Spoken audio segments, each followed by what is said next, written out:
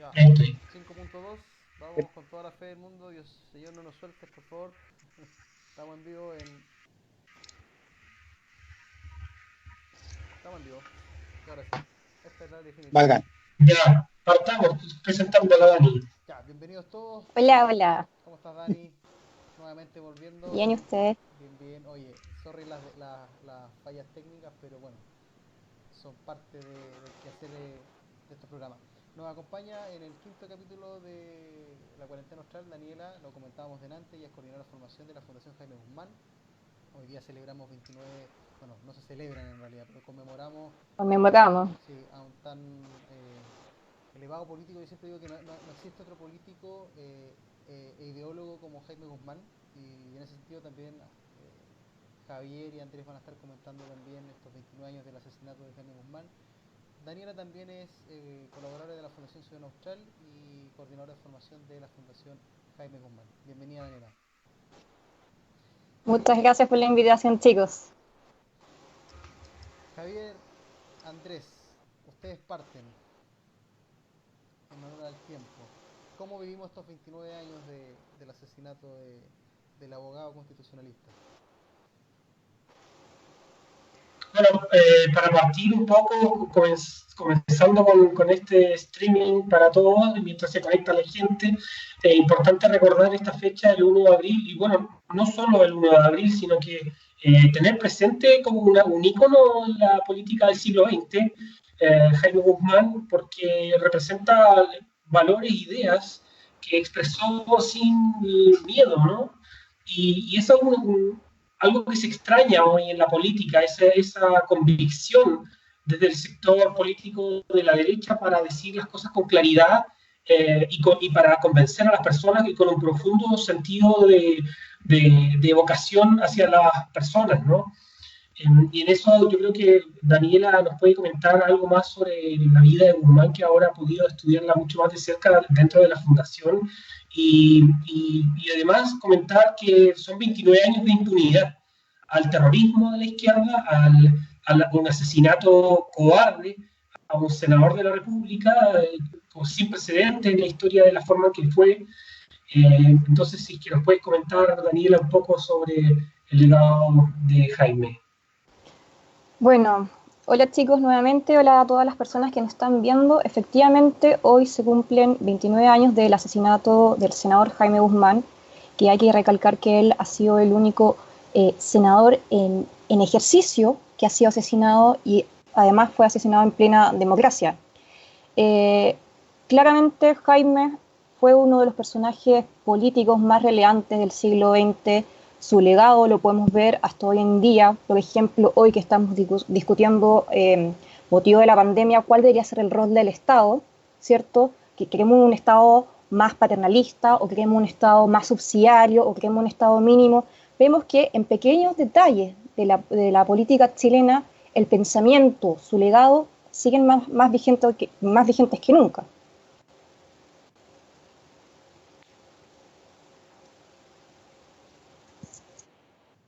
Sí, no escucho a Andrés. Perdón, hoy se celebró también una misa, Javier, ¿no? Para que pueda comentar el tema de la misa de Jaime, que es muy importante también los días 1 de abril.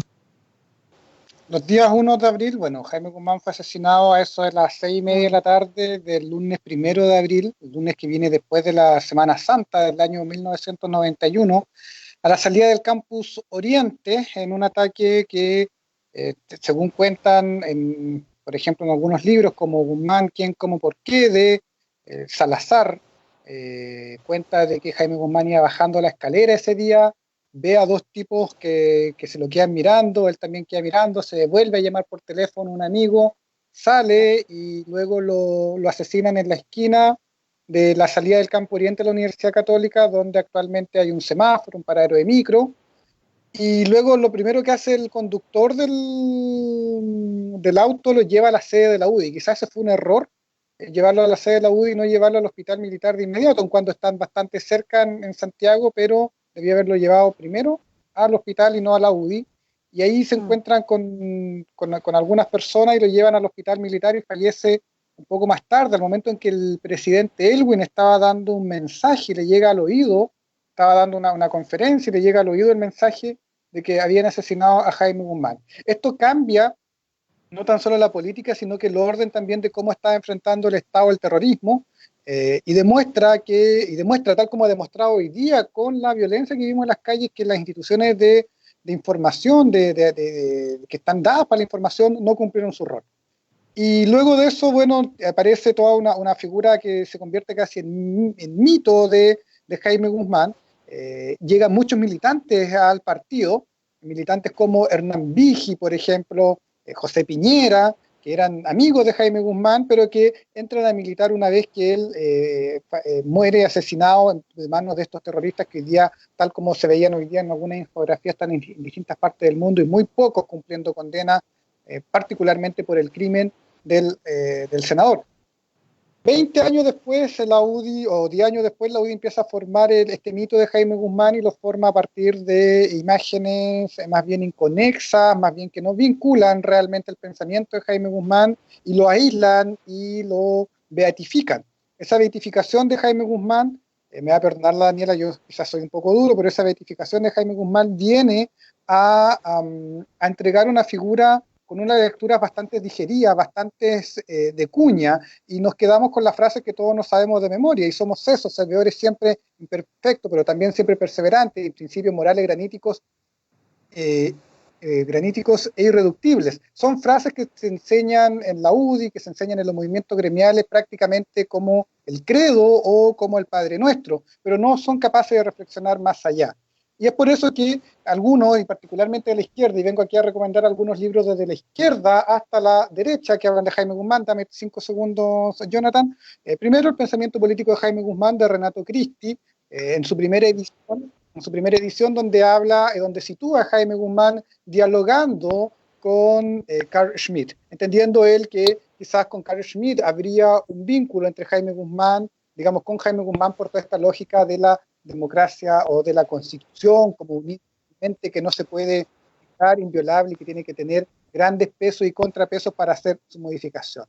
Pero Renato Cristi se dio cuenta que en realidad su libro no estaba incompleto y que tendría que dar una segunda edición. Y la segunda edición del libro del pensamiento político de Jaime Guzmán, de Renato Cristi, un hombre de izquierda, no conozco un buen texto, aun cuando tiene varios sesgos, pero un buen texto donde vincula a Jaime Guzmán, ahora sí correctamente a mi juicio, que lo vincula con Hayek, y entiende que la democracia protegida, la democracia limitada que nos habla Hayek en Derecho, Legislación y Libertad, ustedes lo pueden comprar en Libertad de Desarrollo, editado por Unión Editorial, sí tiene vínculos con la propuesta de esta democracia limitada que propone Jaime Guzmán también en la Constitución. El artículo 8, por ejemplo, de la Constitución, o el mismo artículo 19 de la Constitución, que viene a contarnos cómo podemos proteger a la democracia, a nuestro país del avance totalitario, que no es un invento de Jaime Guzmán. Jaime Guzmán no es creativo, no inventó nada nuevo, no inventó ni el sistema binominal, ni los senadores designados, ni los senadores vitalicios,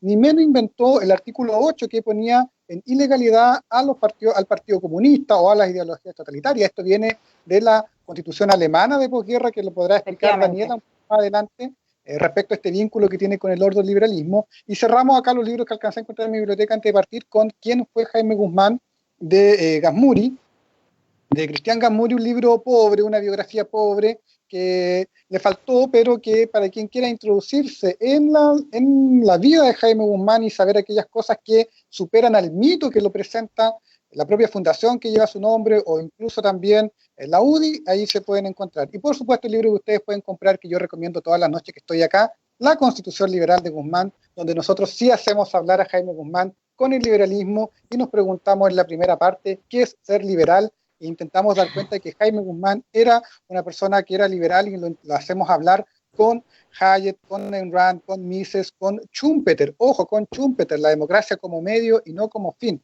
Así que esa es como la revisión corta que puedo hacer. Podría hablar mucho más, pero entiendo que hay tiempo y ahí Daniela podría explicarnos un poquito más este vínculo con la Constitución alemana de posguerra.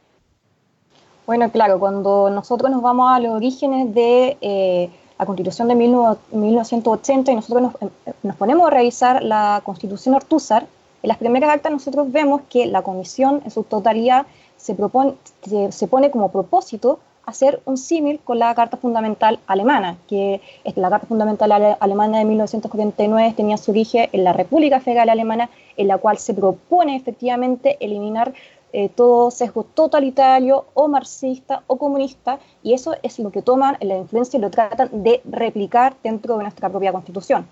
Eso se plasmó dentro del antiguo artículo 8 del que después fue derogado, y claro, vemos ahí que hay un nexo no solamente no solo el pensamiento de Jaime Guzmán, pero sí del alma de la Constitución con quizás un alma liberal, pero yo diría ordoliberal, que tiene nexos con la Escuela de Friburgo, que ellos mismos, distintos autores como, no sé, Ropke o Erdhard, tienen una gran influencia, si bien de un liberalismo, pero un liberalismo bastante duro, con un Estado bastante fuerte, limitado, pero también una gran influencia de la doctrina social de la Iglesia. Entonces ahí vemos que hay una influencia donde puede aparecer la subsidiariedad, que también aparece en nuestra Constitución.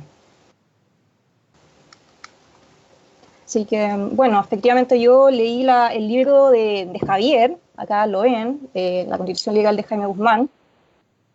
Muy bueno, bueno, fue justamente cuando conocí a Javier, porque yo lo compré para hacer mi tesis de pregrado de Ciencia Política, y es efectivamente un aporte al debate sobre el pensamiento de Jaime Guzmán que, vuelvo a repetir, está más vigente que nunca. Así que... ¿Cuál es tu función en la Fundación Jaime Guzmán?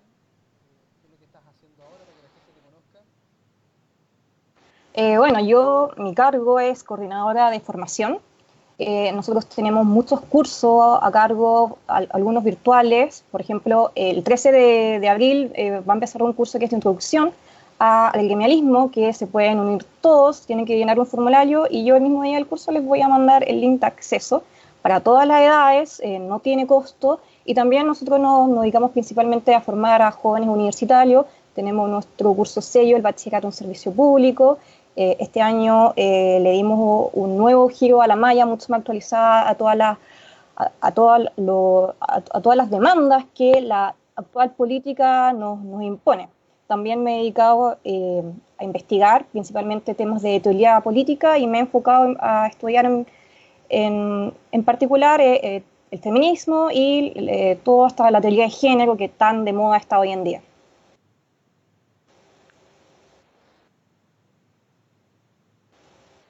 Sí, te escucho perfecto. Sí, sí, sí. Sí, creo que sí. Mm. Que la gente le da me gusta al streaming, así que creo que están bien y no se están quejando. No, no hay insulto ni troleo, porque por lo general siempre pueden parecer ahí con figuras que que dicen, oh, era una figura como conflictiva, que provocadora, Jaime Guzmán. No, si era un político como cualquier otro, jugaba tenis, iba al Festival de Viña, se sentaba en galería, Sí. a diferencia a ¿Te diferencia de Raquel gustaba jugar al Argandoña. fútbol? Mm. Recuerdo que Raquel Argandoña, cuando está Viña, dice yo soy de ustedes. Mentira, Raquel Argandoña nunca estuvo en la galería, pero Jaime Guzmán sí lo estuvo, así que tiene mucha más calle, tenía mucha más calle Jaime Guzmán que Raquel Argandoña, que dice ser de la galería. Oye, Dani, una consulta justamente con el tema del enfoque de género feminismo. Hoy día salió una noticia en CNN Chile, y que se está replicando, que viene ya replicándose de España, de Argentina, de todos estos países que tienen una fuerte influencia del pensamiento actual, de esta ideología del género, particularmente feminista, respecto al enfoque de género y coronavirus.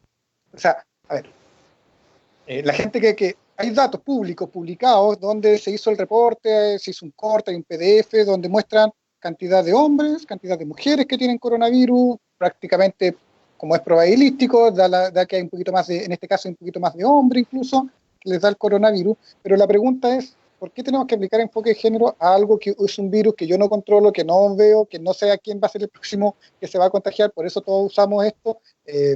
¿Cómo se explica eso? Bueno, todos los argumentos que yo he estado revisando, que sean tanto en la prensa como también a nivel de columnas, blogs, incluso memes, es que los femicidios o la violencia de género no son tan visibilizadas como lo es la pandemia del coronavirus. Entonces, muchos feministas empiezan a alegar que esta situación es injusta porque, por ejemplo, el coronavirus se puede controlar con una cuarentena, pero la violencia de género o los feminicidios no se podrían prevenir con una cuarentena. Entonces dicen que el machismo se propaga de generación en generación, lo que se traduciría en un patriarcado que sería tan nefasto para las mujeres, pero si hablan de género, también no solamente sería injusto para las mujeres, sino también para otros tipos de sexualidades, o sea, las disidencias sexuales o el mundo LGTB. Claro, aquí Dani, con respecto a lo que estabas hablando, hay que entender para los auditores también de que Chile está asociado a la Organización de las Naciones Unidas y tiene que cumplir, en este sentido, los Objetivos de Desarrollo Sostenible, que son los ODS. Ustedes se meten en internet, ponen Objetivos de Desarrollo Sostenible y van a ver 17 puntos en los cuales son metas para el año 2030 que debiesen cumplir los países que están asociados. Entonces, es como esa la meta a seguir. Y en el punto 5, precisamente ahí se señala una de las metas, la igualdad de género. Y sale una figurita ahí media deconstruida, en la cual sale el signo del hombre y la mujer. Y ahí, precisamente, ellos hacen recomendaciones para la modificación de la institucionalidad y entendiendo que la pandemia está siendo llevada a cabo, dirigida o recomendada por la Organización Mundial de la Salud, hay que cumplir también los estándares que entrega o que sugiere la Organización Mundial de la Salud, entre ellos los ODS. Entonces, no sé, te quería preguntar, probablemente este enfoque, que al fin y al cabo es la perspectiva de género, que a mi juicio es una visión ideológica y que tiende y que penetra para precisamente romper los márgenes de lo binario dentro de lo que son las categorías. Si es eso que tú crees que hay detrás una agenda precisamente para romper esto con la perspectiva de género. Bueno, efectivamente hay una agenda política. O sea, antes de seguir quiero decir que el movimiento, o sea, el feminismo tiene tres expresiones por lo menos. Vemos que se plasma en un movimiento social, también se plasma en una agenda política y que tiene un respaldo tanto teórico como doctrinario. Ya teniendo en cuenta eso, vemos los distintos frentes en que se mueve el feminismo y acompañado de la teoría de género, ¿verdad? Cuando se habla de género, efectivamente estamos entendiendo, estamos bajo el supuesto de que ya abolimos el binario de género, de sexo, perdón, entre hombre y mujer, y en el fondo estamos aceptando nuevas categorías de género, que esto quiere decir que puede ser una mujer lesbiana, una mujer heterosexual, pero puede ser un hombre gay, pero un hombre también heterosexual o muchos otros tipos de sexualidades como transgénero, travesti, transexuales, etc. Incluso agénero, bigénero, trigénero, etc. Hay como más de 100 géneros de los que uno puede sentirse, incluso uno puede fluir entre ellos. Entonces, cuando nosotros aceptamos, por ejemplo, una agenda que nos impone la ONU, de que vamos a hacer políticas con enfoque de género, o sea, el primer supuesto es que se está eliminando la naturaleza intrínseca del ser humano, ¿verdad? Y está bajo esta noción de la teoría del constructivismo social, en el que aquí aparece la famosa frase de Simone de Beauvoir, que no se nace mujer, uno llega a serlo. ¿Qué significa esa frase? Que en el fondo yo no por nacer mujer, ser anatómicamente mujer, por tener mi ADN, que yo nací del sexo femenino, lo llego a ser, sino que la cultura o el sistema, en este caso el sistema del patriarcado, me impone a mí roles que no son naturales, sino que son construidos, y estos roles son los que me estarían oprimiendo en este sistema. Entonces, cuando vemos que la gente suele tomar esta agenda, no sé si tiene conocimiento de todo lo que implica detrás. Incluso vemos que partidos de derecha que se dicen ser feministas o toman la agenda de género, va totalmente contra sus propios principios, ¿verdad? Entonces vemos que ha sido una agenda principalmente promovida por la ONU, por lo cual le da una especie de autoridad, porque lo dice la ONU, todos vamos a tomar esta política, y nadie lo llega a refutar. Nadie llega a refutar que en el fondo está contra la naturaleza de los seres humanos.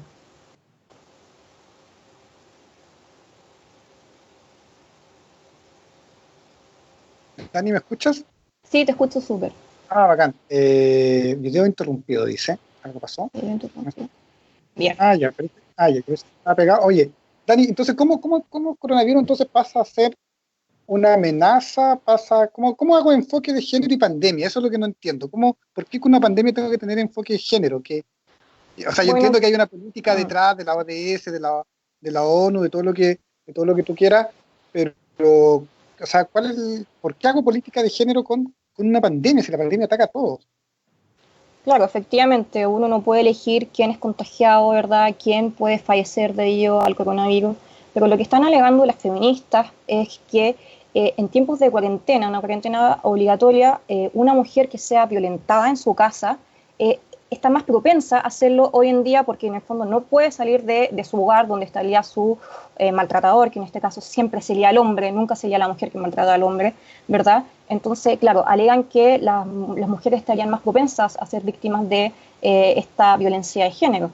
Pero cuando nosotros vamos, por ejemplo, a la RAE a buscar qué significa violencia de género, siempre es una violencia sistemática del hombre hacia la mujer o disidencias sexuales. Entonces aquí vemos cómo este discurso se repite, se infiltra por todos lados. Entonces eso es lo que están alegando. En el fondo dicen que la violencia de género sería una pandemia más grave que el coronavirus, ¿verdad? Eso es lo que están señalando las feministas. No sé si quedó claro. Sí, Mm. Dale. no, Oye, Dani, tengo una pregunta. ¿Cómo entonces nos enfrentamos hoy día desde la palestra, desde toda la área, desde la política, la ideología, ante este pluralismo ideológico que pasó desde un constructivismo hasta ahora último, una deconstrucción de la persona humana? Ya no existe la dignidad como Eh, tal. Hoy día las personas, todo es relativo, el relativismo ya tiene dominadas las universidades, a nuestros políticos, incluso a nuestro sector o a aquellos que nos representan y que alguna vez defendieron convicciones y principios súper sólidos. ¿Cómo entonces hacemos, disculpa que meta una pregunta después de Javier, que fue lo de la pandemia, pero me causa la curiosidad cómo entonces desde la fundación lo están haciendo a través de la formación de volver a la raíz a la raíz y volver a los principios de la naturaleza propia del hombre? ¿Cómo se hace? ¿Cómo se enfrenta? Bueno, es algo súper repetido, es la batalla cultural. Lamentablemente en nuestro sector se ha visto una gran desidia intelectual en el sentido de que no hay una formación propia. Mucha gente de nuestro sector ha comprado los discursos de la izquierda, los discursos del progresismo, o quizás no se han dado cuenta, pero yo he visto que tengo contacto con muchos universitarios que dentro del mundo de la universidad se dice, por favor, desconstruyes tus masculinidades. Y los chicos dicen, bueno, voy a desconstruir mis masculinidades porque piensan que como la esencia masculina es algo tóxico, pero no entienden qué significa, oye, desconstrúyete, no lo saben. Pero entonces es muy importante que nuestro sector esté estudiando mucho más de lo que la izquierda está estudiando, ¿verdad? Porque hay que saber las implicaciones detrás de cada discurso, a qué filosofía alimenta estos pensamientos, y si un chiquillo, una chiquilla que está en la universidad y dicen, oye, desconstrúyete, y quizás piensa que es algo taquillero o acá, no, si yo quiero ser una persona relajada en pleno siglo XXI, pero no sabe cuáles son las nociones que hay detrás del deconstructivismo, que acá incluso estamos pasando a una etapa de post-deconstrucción, estamos pasando a una etapa de post-identidad. ¿Qué significa eso? Eso no es en el fondo aniquilar lo que nosotros somos, no es aniquilar nuestra propia identidad. Por ejemplo, cuando rayan todos pero con X, o todos con, sí, todos con X, o todos con todes. Eso no significa, en el fondo, eliminar nuestra propia individualidad, en el sentido, muchas feministas reclaman que el todes incluso las invisibiliza, porque muchos lucharon, por ejemplo, que incluyeran todos y todas, y ahora vuelven al todes, no las invisibilizaría. Entonces, claramente, es súper complicado, y yo siempre digo, hay que estudiar. O sea, algunos llegan antes, algunos llegan después, pero estudiar a nuestros propios pensadores, volver a hacer filosofía, doctrina desde nuestro sector, ya sea la derecha desde el liberalismo o del conservadurismo, pero generar pensamiento crítico, pero también leer a los otros para saber a qué nos estamos enfrentando. Ellos nos llevan, no sé cuánto, 80 años de estudios versus nosotros estamos recién entendiendo Gramsci. es la típica crítica que se hace dentro del sector. Entonces, la formación es clave, es el primer paso para después seguir más adelante en generar pensamiento crítico, doctrina, y poder dar la lucha en esta batalla cultural. Daniela, en el contexto actual, nosotros vemos que estamos entrampados en lo que significa la política chilena, como el Congreso, si se aprueba una ley, no se aprueba, si hay indicación, si hay un artículo, la desigualdad, el problema de que hay clínicas privadas que atienden mejor que las para la pandemia, que las otras, que le gestionen esto, lo otro. Es interesante porque ese provincianismo de la discusión política es algo que ha marcado nuestra historia y continúa hasta en la actualidad, al menos en los políticos que tienen mayor tribuna, ¿no? Y en eso, no sé, yo hace un momento atrás, creo que hace una hora, no más de una hora atrás, el presidente del Estado Mayor Conjunto de los Estados Unidos, que se llama Mark Milley, señaló que, en comillas, estamos en una guerra con el COVID-19, o virus chino, como le llaman los gringos, ¿no? Y sí, estamos en una guerra con terroristas, y además estamos en una guerra contra la droga, haciendo el link con el tema del narcotráfico, el narcoterrorismo, el narcoestado de venezolano, que tiene vinculaciones con Chile, tiene 12 partidos políticos asociados al Foro de Sao Paulo, incluidos algunos de la ex nueva mayoría. Nadie dice nada en nuestro país respecto a estos temas internacionales. Y ¿cómo ves tú este desarrollo o evolución, si es que llegásemos a tener, de la política chilena para poder tomar en consideración estos temas? ¿O qué nos está faltando para ingresar y tomar estos espacios para hablar relativamente en serio sobre un problema que es global y no es solo de nuestra política interna y que está impactando a todo nivel? El estallido insurreccional de octubre no es algo que se haya cesado, y creo que podemos compartir esa posición de que no ha cesado, está en pausa o se está rearticulando, se está reformando. Todos los días seguimos teniendo noticias de helicópteros quemados, de torres de alta tensión destruidas, ya a otro nivel, ¿no? Sí. Bueno, efectivamente, el estallido insurreccional del 18 de octubre no ha cesado, está efectivamente en pausa, y eso nos pone a nuestro país en un estado mucho más complicado, porque veníamos con este estallido insurreccional, el que no cesó, vimos un verano bastante activo, solamente recordar las distintas performances feministas que tuvimos, que en el fondo no quiero entrar en detalle ni profundizar en teoría política, pero en el fondo vemos distintas moléculas insurreccionales que van generando una inestabilidad en nuestro sistema político para subvertirlo, ¿verdad? Y de repente nos azota la pandemia del coronavirus, que es efectivamente una gran... no sé cómo decirlo, pero empieza a abrir nuevos debates en el que Chile no se puede quedar atrás, porque vemos que en un momento que se supere la pandemia, los distintos estados se van a volver a articular tanto internamente, nosotros mismos estamos discutiendo a través de las cartas del director de los diarios o en columnas, cuál debe ser el rol del Estado para enfrentar esta pandemia, pero también cómo nos deberíamos articular a nivel mundial en los distintos estados. Ahora se está diciendo que quizás deberíamos apuntar hacia un Estado, o sea, hacia un gobierno mundial para solucionar estos problemas que nos atacan a todos.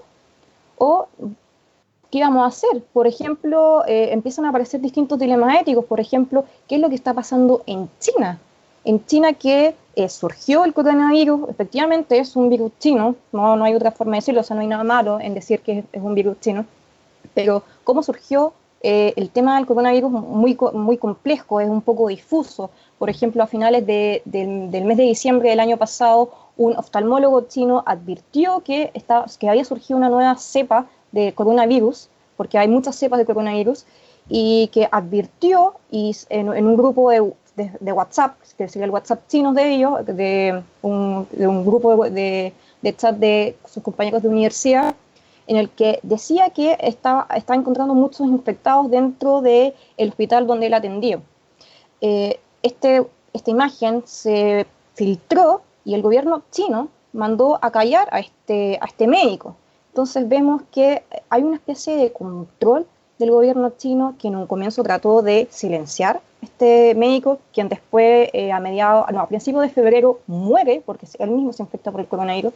Pero vemos que mientras China llega a un tope de infectados y muertos, vemos que por otro lado en Europa, tanto en Italia como en España, tienen muchos infectados, pero China, calladito, está ahí diciendo que ya tienen controlado el tema de la pandemia, pero bajo a qué costo, ¿verdad? Vemos, por ejemplo, que esto se ha hecho principalmente por un vigilar y castigar, en el sentido de que están ahí siguiendo a todos los posibles contagiados, tienen a una especie de policía que va tomándole la temperatura a los transeúntes.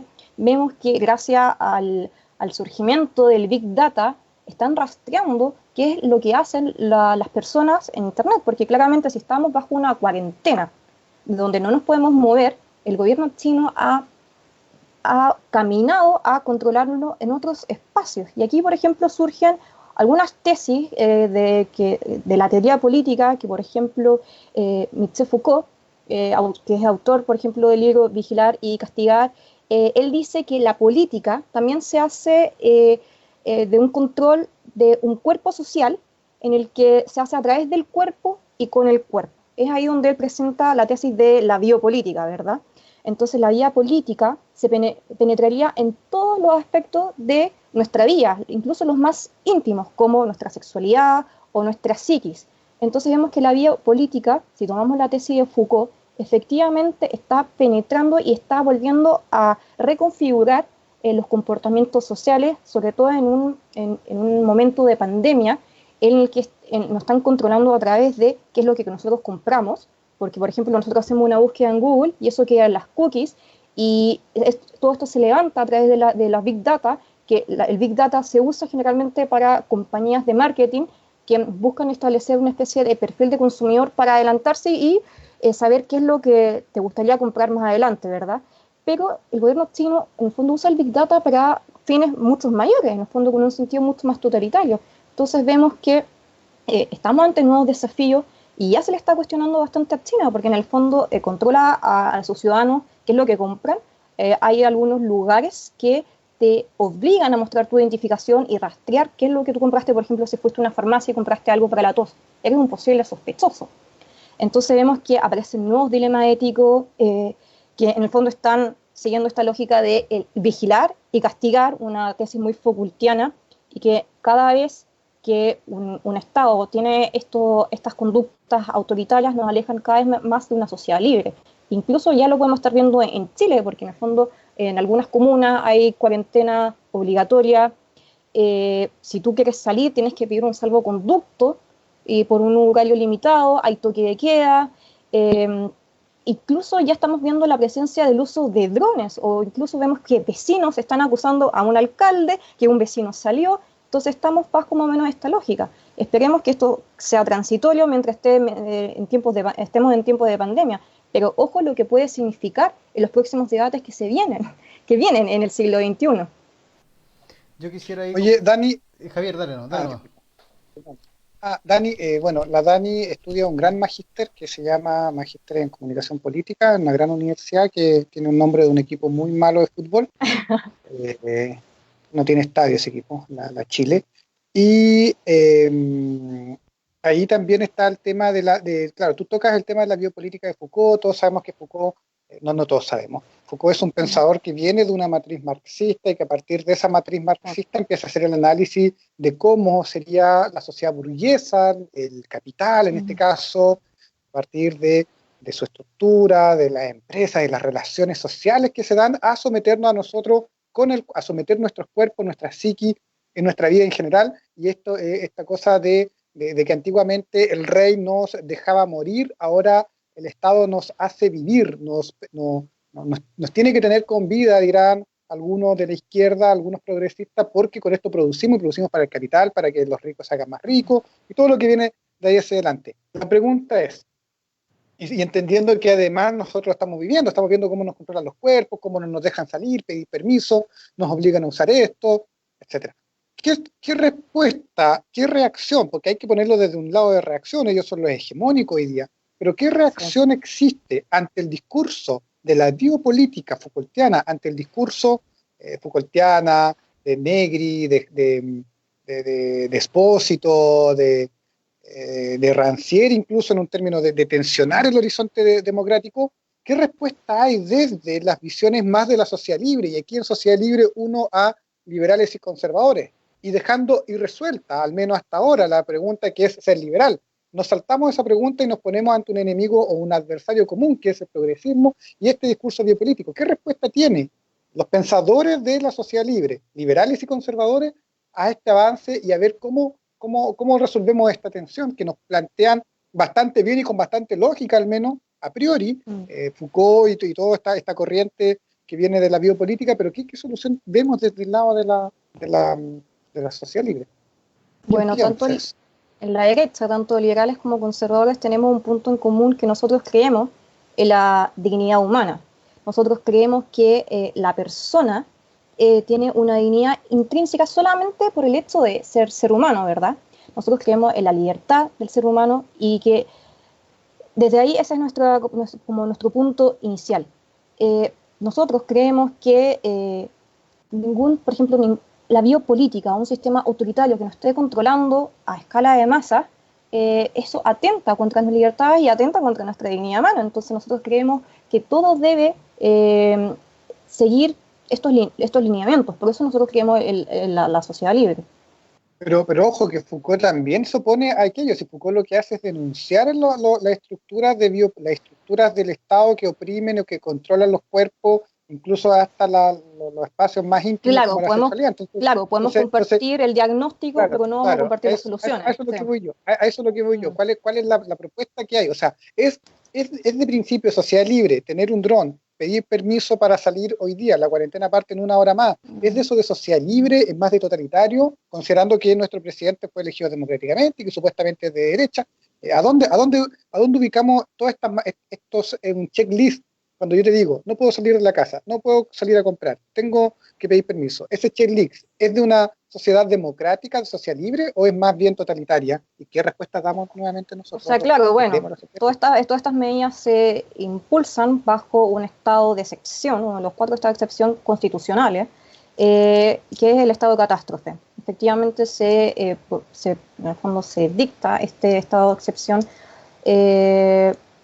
pero es de carácter transitorio. En el fondo entendemos que, o sea, ¿cuál es mi posición personal?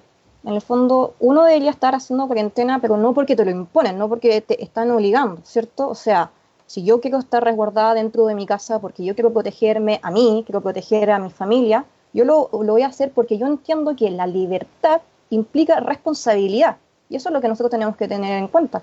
Pero no me tienen por qué estar apuntando con una pistola en la cabeza para que me digan, tú no puedes salir. O sea, eso claramente atenta contra los principios de una sociedad libre. O sea, claramente hoy en día no estamos encerrados en 4 puertas. Nosotros, a través de una especie de burocracia, pedir un salvoconducto, puedo salir a comprar al supermercado. Pero claro, estamos empezando un dilema ético, un dilema moral que es propio del siglo XXI. Dani, dentro de los debates que hay hoy en día, es interesante que los que en general más están hablando de un escenario post-capitalista, porque hay muchos que están haciendo festines con el coronavirus hoy, diciendo que es el fin del capitalismo, la crisis del capitalismo, y que al fin y al cabo vamos a avanzar hacia una alternativa. No se goza mucho de aquello, pero hay otros también que son un poco más negativos y dicen que está la profundización del capitalismo, ya no a nivel de máquina, sino que a nivel de algoritmo. El algoritmo como la forma de que el capitalismo penetre ya a todas las sociedades, y eso es una de las cosas que plantea el historiador Achille Mbembe, que es de Camerún, que en algunas de sus entrevistas también ha señalado de que la noción de biopolítica se agota, la noción biopolítica de Foucault, que comentaban hace un rato, se agota, sí, en el sentido de que la biopolítica, como el control hasta de nuestros cuerpos, es solo queda en esa dimensión. Él dice que la mezcla de capitalismo, o esto post-capitalismo, hace que las personas tengan que ser sometidas a un sistema que oprime, y esa opresión te lleva a la muerte. Entonces él ahí ya habla de esto de lo que es sentido de la necropolítica, y que en un escenario post-capitalista, donde los algoritmos, y aquí es algo que no se puede negar la realidad. Los algoritmos están haciendo los modelos matemáticos para ver las tasas de interés, los modelos matemáticos para proyectar inversiones, de todo sentido, los modelos matemáticos para poder vender productos y ponértelos en tu escritorio cuando tú abres una página web. Todo eso, y ahora con la labor de los controles de control del Estado, hacen que se vea un escenario muy incierto, pero que se va dando ciertos lineamientos. Podríamos ver que en Chile, en el Congreso del Futuro, se han estado debatiendo estos temas liderados por Guido Ligardi. ¿Cómo ves tú que está preparada la derecha para estos debates que anteriormente Javier decía desde los puntos de vista como los clásicos de la sociedad libre? ¿Hay respuestas para esto? Yo creo que hay muchas interrogantes y hay mucho que estudiar también, ¿no? Sí, bueno, efectivamente tengo entendido que Guido Girardi ha estado poniendo en el debate nacional el tema de la inteligencia artificial. O sea, para allá vamos. No sé si la derecha está preparada para enfrentar estos nuevos dilemas, estos nuevos... hoy siempre se me escapa la palabra, pero en el fondo no sé si la derecha está preparada intelectualmente, no sé si entiende qué es lo que significa éticamente, en el fondo, o sea, la bioética. Allá vamos. Quizás el mundo de la academia dentro de la derecha quizás tiene nociones, en verdad no tengo conocimientos, pero espero que parte de la academia de derecha o la élite intelectual se esté preparando porque ya estamos empezando una nueva década y estos son los temas que tenemos que estar discutiendo. Efectivamente, no es solamente pegarnos entre conservadores y liberales, hay nuevos desafíos mucho más atingentes, mucho más importantes para nuestras propias vidas individuales, pero también para nuestras vidas en sociedad. Oye, yo quisiera traer acá una frase de George Orwell que la dijeron el otro día en un ley, que dice, bueno, para controlar a un pueblo hay que conocer su miedo y es evidente que el primer miedo de cada individuo es estar en peligro mortal. Una vez que el ser humano se hace esclavo de su miedo, es fácil hacerle creer que el papá Estado estará listo para ayudar a salvarlo. Es una frase que el otro día me compartía Andrés, lo vimos en un video ahí, me compartió y bueno, de verdad que Orwell, el primer, creo que fue el segundo programa de Cuarentena Austral, los tres salimos con el libro y lo que comentamos es este totalitarismo que comenta también Javier. Yo creo que si bien existe un estado de excepción, yo creo que hoy día están saliendo de nuevo los totalitarismos como solución a estas crisis que, que fácticamente podemos pensar que no fue espontánea, o sea, que no fue por un simple hecho natural, por decirlo de alguna manera, o de evolución, sino que puede haber sido creado, puede haber sido también, hay una teoría fáctica también de por medio. Yo quisiera saludar antes de terminar, nos queda muy poquito tiempo, antes de hacer una pregunta que hizo una de las personas públicos, saludar a Iván Bustamante y a Pablo Castillo, que nos pregunta, bueno, en este contexto, para ti, Dani, ¿será también la dimensión biológica un problema para una filosofía que entiende la realidad como un constructo? Te repito la pregunta. Ya. ¿Sí? Bueno, ¿será también la Sí, sí, dimensión sí. biológica un problema para una filosofía que entiende la realidad como un constructo? O sea, la biología como una traba para aquellos que entienden a la realidad como constructo. Esa es como la pregunta, entiendo yo. Claro, claro. Tiene problema de reacción ahí, hombre. Sí, bueno, o sea, claro, efectivamente la biología nos anclaría un poco a nuestra naturaleza, sería el impedimento, por ejemplo, para fluir dentro del género que yo quisiera hacer, que no sé si estoy respondiendo bien la pregunta de Pablo, pero claramente la dimensión biológica o la anatomía es un obstáculo para este constructo social en el que en el fondo yo puedo ser, porque no solamente uno puede ser, por ejemplo, transgénero, puedo ser transedad, porque no puedo ser transanimal. En el fondo vemos que nuestra naturaleza nos resguarda un poco de estas ideologías totalitarias que se nos van imponiendo de manera más o menos de moda. O sea, nosotros hemos visto, e incluso es como suena a chistes, pero noticias de un hombre ya de no sé, unos 40, 50 años, que se consigue a sí mismo una niña de 6 años. Entonces, claro, vemos que suena chiste, pero eso está pasando, ¿verdad? Pero también puede pasar que, como Javier tiene las intenciones de hacerla, no, es mentira, pero pasó No tengo la intención de un decir, caso, cuéntalo, no, un caso en no Argentina tengo la intención de cuéntalo, pero que cuéntalo. no, pues un caso que pasó en Argentina que estaba aprobado el registro, el cambio, el registro de género, en el que un hombre que se llama Sergio se cambió a sexo femenino solamente para jubilarse 5 años antes. Entonces, claramente él no se percibía mujer, pero se cambió su sexo registral para tener este beneficio antes. Entonces, claro, bueno, a algunas personas les puede parecer que esto no está pasando, una exageración, pero sí está pasando.